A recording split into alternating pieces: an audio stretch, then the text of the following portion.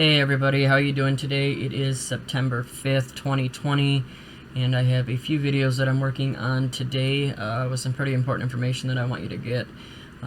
Sorry that I haven't had too many videos the last 2 days. I actually had 3 in a row blocked yesterday, so I was not able to even post 3 videos, and one I spent upwards of 12 hours working on this video to put it together for you, and it was banned worldwide before I could even get it up. So I'm just going to continue to try to make these videos a little quicker so that if they do get blocked, I can still make another one to get more information out to you. Alright, let's get into this one right here. It says, experts project autumn surge in CV cases with a peak after Election Day. Well, how convenient, right? I mean, we've been talking about this for a long time. This isn't something that we didn't say was going to happen. We knew this was going to happen because they've been showing us this is what they were going to happen, right? We know coming into flu season they were going to use flu numbers to, make everything look so much worse with CV, and right after the, election day, like people eyes have to be completely closed to not see this, right? It says, infectious disease experts are warning of a potential cold weather surge of CV cases, a long-feared second wave. So here we go again. Remember, we're going to get back into this second wave that Gates was talking about. Pretty much they all were, but Gates was really talking about, the second pandemic, this pandemic 2, he was calling it, okay? Well, the idea of a bioterrorist attack is kind of the nightmare scenario because they're a pathogen with a high death rate would be picked. Now, the good news is, I'm not trying to depress you, most of the work we're going to do to be ready for pandemic 2, I call this pandemic 1. Most of the work we're going to do to be ready for pandemic 2, I call this pandemic 1. Most of the work we'll do to be ready for that are also the things we need to do to minimize the threat of bioterrorism. It says, of infections and deaths, possibly at a catastrophic scale. More fear, for sure. It could begin well before Election Day, November 3rd, although researchers assume the crest would come weeks later, closer to when fall gives way to winter. Is it not obvious every single time we listen to these people that they know what's going on? That it is a plandemic, that they have planned out every part of it? How convenient that they know exactly what's going to happen again, right? That it's going to happen right now, at this time, it's going to happen, going into 2021. Sounds like a perfectly laid out plan to me. It says, an autumn surge in CV19, the disease caused by the novel CV, would not be an October surprise. It has been hypothesized since early in the pandemic because of the patterns of other respiratory viruses. It's been hypothesized since the beginning, but not because of what you just said, because it was planned since the beginning. This says, my feeling is that there is a wave coming, and it's not so much whether it's coming, but how big it's going to be, said Eli Klein, an epidemiologist at, of course, the place we've been hearing nonstop, Johns Hopkins University School of Medicine. Says the pandemic is already a dominant campaign issue, and even a spike in deaths might not apply much torque to the presidential race. But outbreaks in some states could bring pressure further down the ballot and conceivably affect turnout if there is so much community spread that voters who plan to cast ballots in person feel unsafe going to the polls. Do you hear how this is crazy. Listening to that right there, that is like massive programming. People sitting at home weren't even thinking about this. I'm sure even if the virus was, if they said it was getting worse, people still would have went out to, most of the people still would have went out and voted, okay? But for them to seriously put it like this, because they're going to feel unsafe going into the polls, programming. It says the warning from researchers come at a moment when, despite a rise in cases in the upper Midwest, national numbers have been trending downward at a slow pace for several weeks following the early summer surges in the Sun Belt. It says, respiratory viruses typically begin spreading more easily a couple weeks after school resumes classes. Although the pandemic has driven many school districts to remote learning, there is a broad push across the country to return to something like normal life. All right, now I am going to show you something here from our local school, and one of the main reasons why I would not send him back. I knew that they would be doing this kind of thing. Okay, check this out right here. These are pictures of a consent form that was sent home. And do you like what is in the middle? Yeah. They are now going to have the nurse come to the school. So instead of them saying, "Hey, you need to have your child caught up on their shots, and their vaxes, go take them to a doctor." Oh no, they want you to sign off right here. They want you to sign off for the flu vax. They want you to sign off for each one of these. Look at this, and then of course you have other with this, just all the rest of them. And guess what else other means? And as soon as you check other, that doesn't mean it has to be right there in the parentheses of what they're going to give your child. So when you check that other box, you are checking for the CV vax. There's no doubt, right? So here we go. So they are trying to force families into not only the flu vax, but every other vax they can think of. This is where it's been headed. We knew this is why they wanted these kids to go back to school, was for that exact reason. They want to be able to put this vax in them. They want to be able to control them, and they want to be able to put them in a quarantine or do whatever they want to put people and parents in a position where their backs are completely against the wall and they have absolutely no decision except for, I got to do whatever the government says. I just want to get my kid, or I just want to keep my my son safe or my daughter safe.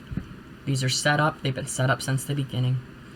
It says the Labor Day holiday weekend is a traditional time of travel and group activities, and like Independence Day and Memorial Day, could see transmission of the virus if people fail to take precaution. And viruses tend to spread more easily in cooler, less humid weather, which allows them to remain viable longer. As the weather cools, people tend to congregate more indoors.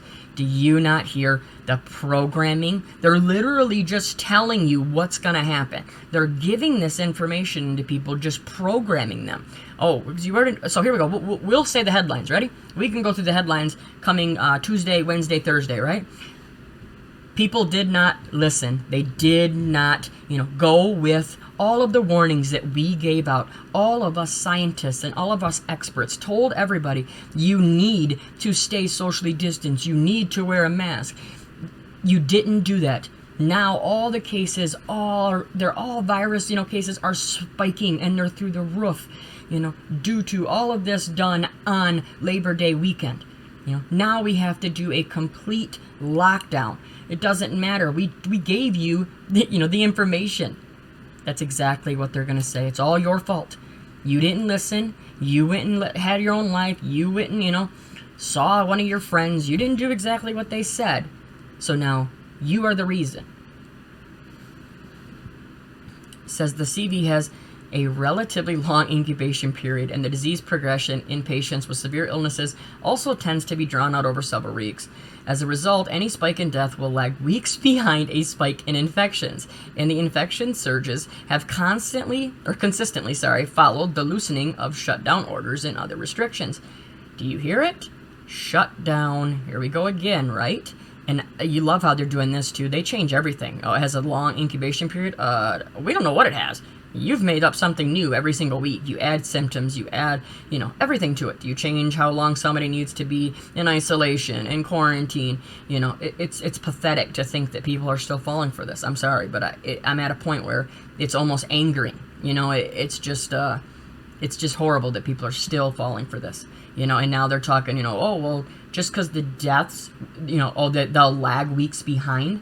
You get what that is, right? So right now, if they put out a massive spike in the next, couple weeks, they can say, well, they can push it, and show all these cases that went up, but then there's no deaths. Well, then once flu season hits, right, and all people really do die from those, and people are dying from, wearing a mask and crushing your immune system and everything else. When all those deaths start happening, late fall, early winter, they'll be able to say, oh, look, we told you, we told you. It says by year's end, 410,000 people in the United States will have died under the model's most likely scenario.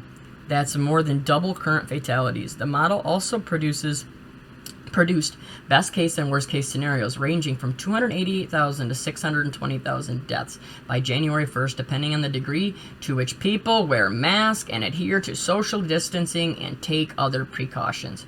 You better listen to us. Listen to us or else. This is what this is saying.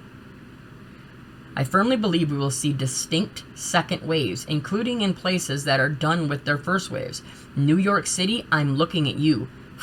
said Andrew Neumer, an epidemiologist of the University of California at Irvine, who studied the October surge in cases when the mild pandemic influenza virus circulated in 2009. Let's go back up here to New York, right? Oh, I'm looking at you. So just prepare, New York. You know it's coming, right? You know a spike is coming. You don't even have to wait for it. Plan for it. It's going to happen. And you had idiot like Cuomo up there talking about, remember the wave going all the way across one way and then coming all the way back to the East Coast like a wave in a bathtub. I mean, just pathetic things that he was saying like that. Also, practically, we know that if we don't control the virus in the other states, that we are then in danger of dealing with a second wave. Not the second wave they talked about, which was a mutated virus comes back. It's a second ricochet of the first wave, because we're still in the first wave. But the wave bounced to the West Coast and is now bouncing back like a wave in a bathtub. And that's our quarantine, etc. But here it comes, right? Because they already know. I expect fall waves starting in mid-October and getting worse as fall heads into winter and reaching a crescendo certainly after the election, he said. Some places will peak around Thanksgiving, some places will peak around Christmas, some places not until January and February. Can you believe this, that people think this wasn't planned? I'm sorry if I raised my voice so much right there, but I mean, how can you not see it, right? How do they know this? This thing is so unknown. They don't know anything about it. It's so contagious, blah, blah, blah. But they sure know the timeline on everything, don't they? Said if that's correct, the worst impacts will occur after the campaigning is over and the ballots have been cast. The exact timing may be moot in any case, said David Rubin, the director of Policy Lab at Children's Hospital of Philadelphia, who contended that most people have already made judgments about how the candidates have handled the pandemic. I really don't care, and none of you should either. You shouldn't care how these candidates, you shouldn't care anything about them. They're all against you. It's them against us, government against us, that's it. There is no choosing a good side in these elections. I'm sorry, there's not. I wouldn't foresee anything happening between now and the election that would change the dynamics of the election. There we go, more programming, right? President Donald Trump's approval rating has been remarkably consistent through the pandemic, noted Kyle Klondike of the University of Virginia Center for Politics. Though Trump lost some ground in May and June, he is no less popular than he was last fall, when the economy was strong and people could travel freely. Now, I want to say something real quick right here, too. I've been telling everybody over and over again that with this stimulus, right, everybody's waiting on this second stimulus, they're just going on vacation, they don't care, and you continue to believe that they're telling you to wear a mask for your own good, because, you should care about, the greater person, your elderly and your families. That's why you should obey the mask law, except... how does that, line up at all with them not giving you any stimulus? Unless it's just like I think it is, and they're going to give you the stimulus right before the election. That's how they're going to do it. That's how you will push one side to the other. They're going to manipulate that, right? If, they come out with a stimulus that looks good for the Democratic side, that's what their people are going to want to vote that way. And if Trump comes out and gives out a massively larger, stimulus than what they were, what the Democrats were going to do, then of course he'll get a shift in, the popularity. People go towards Trump. That's what this is all about. It's all manipulation. It's so obvious. It's so in your face. And you have to see that you're being played. It says there has been a little bit of erosion, but not a ton, Klondike said. Of course, in a close election, even a small shift could be the difference between victory and defeat. See, that small shift is what I'm talking about. It says Rubin raised another possible consequence of increased viral transmission in advance to the election. Candidates could become sick. See, and seeing this, there's a couple scenarios that could come out to play, right? We could have scenarios where, the voting's not in for, who knows when. It could take months, weeks, so you could sit there having nobody won on either side, and neither party winning, and I've seen some things where it says if they cannot figure that out, that Pelosi will take over. I need to look back into that because somebody said that in the comments below. I mean, it really don't matter to me who takes over, because we know what the goal is. We know there's puppet masters controlling all this. They're pulling the strings, not these people standing up there. But the way that they're talking about candidates getting sick, I mean, it just screams that they can just manipulate everything, right? Says the candidates are campaigning, they're mixing with people, Rubin said. I would not be surprised to see a couple people get sick, and whether that all goes all the way to the presidential candidates could be a game changer. This virus has got pretty close to the president a couple of times. Man, just reading this is just like, I can hear every bit of it, how they're like whispering this into everybody's ears, you know. It's gotten pretty close to the president a couple times, so be ready. It might happen.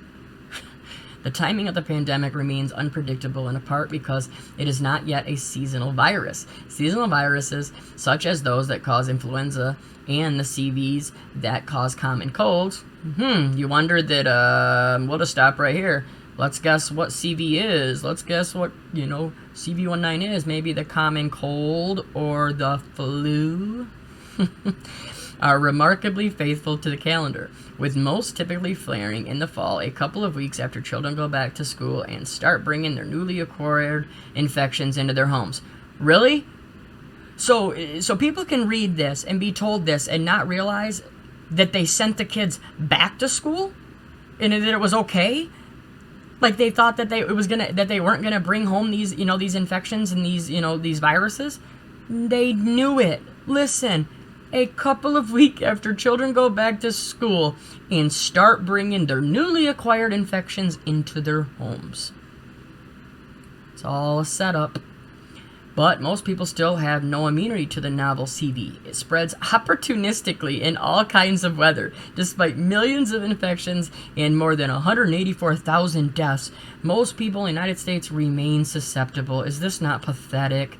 Oh my God, everybody is susceptible, opportunistically. Really?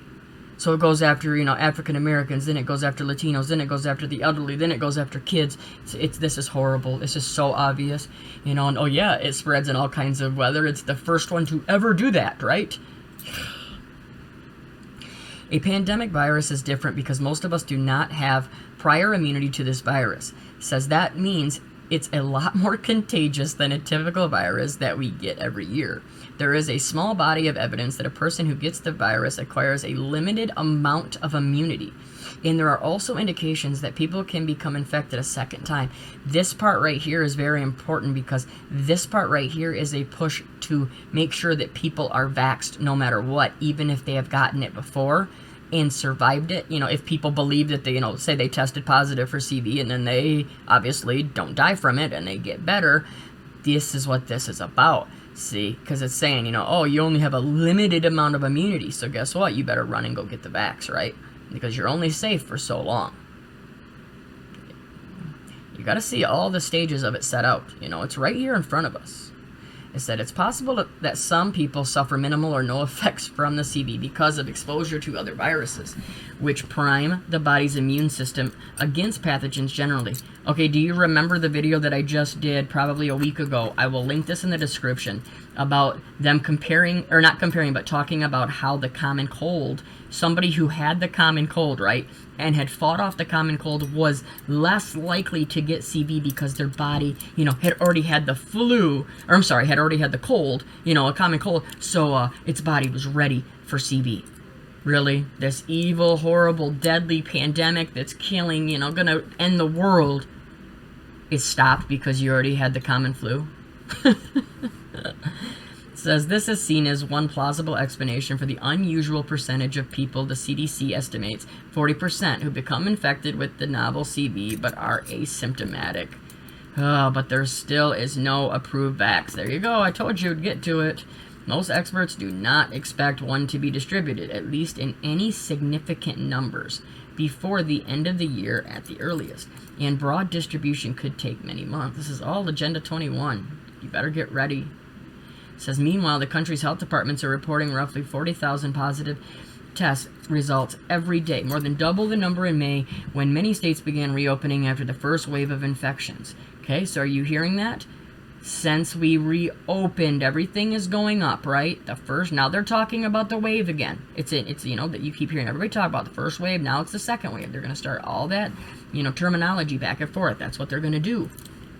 And now how they're prepping it, saying that, oh, look, it's double even after, we reopened the first time. So what are they saying? It's time to lock down again, everybody. We got to do it for you and your family. You got to lock down. You got to listen. You got to wear a mask. You got to go get tested. You got to get the vax. You have to obey our every word. And if you don't, we will put you in a quarantine facility.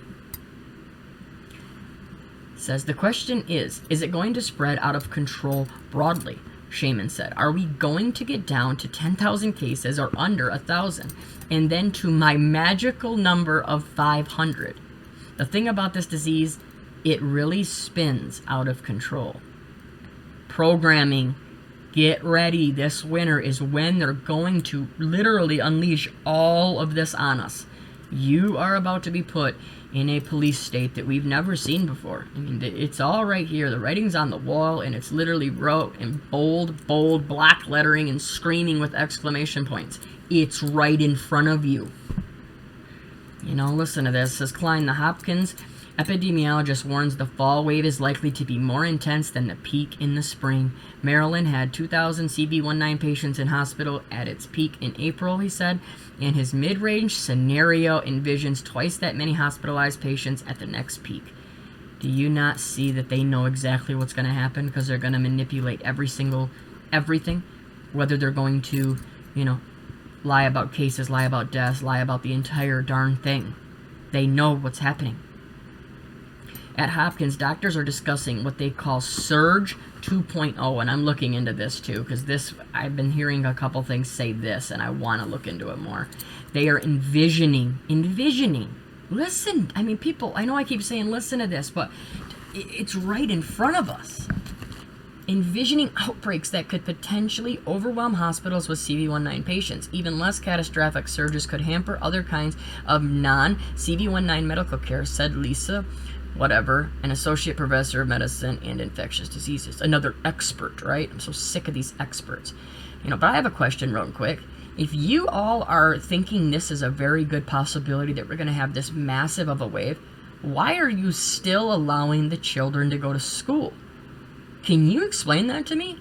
You've not only said here that you believe this will all ramp up once the kids bring all those, those new infections home. So why are you allowing it? Why are you letting them go back to school? Because this is all planned, because that is part of the plan. It's sick and evil, and you see it right out in the open now. It says, even though we have had many cases and we have had so many tragic deaths, we have the vast majority of people who are not immune to the virus. Without a therapeutic or a vax, we are still in a position where the transmission of the virus depends heavily on our behaviors every day. You better listen there. That's another where they're just telling you, you better listen to us, you better behave. Do you want to be grounded? Because you're going to be grounded if you don't listen. You're going to be grounded. We're going to put you on a lockdown. We're going to put you in a quarantine. Are you ready for that? We're going to take away you're not going to be able to work. You're not going to be able to drive. These are threats, people. You have to see this. You have to share this. You have to talk about this, please. It says that is a common refrain among those working around the clock to understand this pandemic. You don't need to work around the clock to understand a pandemic that you created. It's not hard to know what's going on with your pandemic because it was all planned from the start. It says we are collectively in control of how many cases or deaths there are. It says forecast more than a month from now makes sense only if they are conditional on how we behave. See? I mean, this is pathetic, right? How we behave? I mean, literally, we're going to get grounded. Seriously, you're going to get grounded. That's it. Says people's behavior is a dramatic detriment here. Says Christopher Murray, the director of IHME. Look at what happened in Florida after the spike in cases. People got scared. They started wearing masks and they stopped going to bars. But the converse is also true. If people stop being vigilant, the virus bounces back. This is horrible. It truly, truly is horrible how they're talking about it right here. I mean, look how they even use how they had a setup story from the beginning, right? I mean, obviously, the spike in cases in Florida was part of the plan, right? They have a governor that goes against, reopening, or goes against, keeping things shut down and closing his bars. And then there's a massive spike, right? And then, what do you know? Then people got scared and they started wearing masks and they stopped going to bars. You see how they just play you from the beginning? The spike in cases in Florida was part of the plan. That was part of the setup. Everybody goes out and falls for their setup right then, and then look, they use it in the end. But I'm going to end this here. I didn't know this article was this long, but man, it had a lot in it, so I'm glad I just kept going. Everybody, stay safe, stay strong. Please do not panic. Don't fear. I mean, if you hear in my voice, I pray that you don't hear fear, because I'm not scared, but I will be prepared. And that is what I want all of you to be. If you are prepared, and your family is prepared, and you have a plan, you have it all ready to go right with your family, I guarantee you, you are much, you're way better off, and you have a much better chance of being ahead of this evil that's being unleashed. All you can do is try to plan this and be prepared ahead, because they're coming after us. You can see it. They're coming after all of our channels. They're deleting tons of channels, and mine may be tomorrow. So please continue to share this information. We need to tell everybody right now, because we truly are running out of time. Everybody stay safe. Don't ever fear anything. Don't fear man, only fear God. We'll talk to you soon. God bless.